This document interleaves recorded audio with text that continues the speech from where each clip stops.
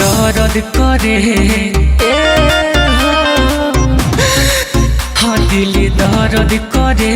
जब याद पड़े नैना से लोरावा झरता कइलू दगा देलू सजा जिए के मन ना करता ए सनम हो ए सनम बेरो हम बन के गइलू लूट के सपना में रोई सुहूत के चल गइलू जब से रूठ के सपना में रोई सुहूत के चल गइलू जब से रूठ के करण कश्यप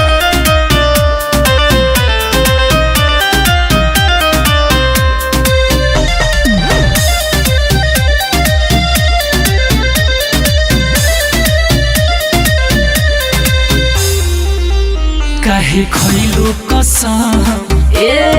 हो काहे खइलू कसम दे गइलू जखम जिंदगी हो गइल बिरानी हो कहर दुआ ए बेवफा चल जाई हम शमशान हो राजमनी हो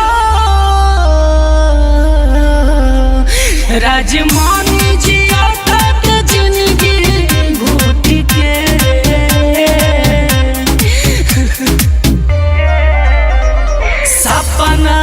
रोई सुहूत के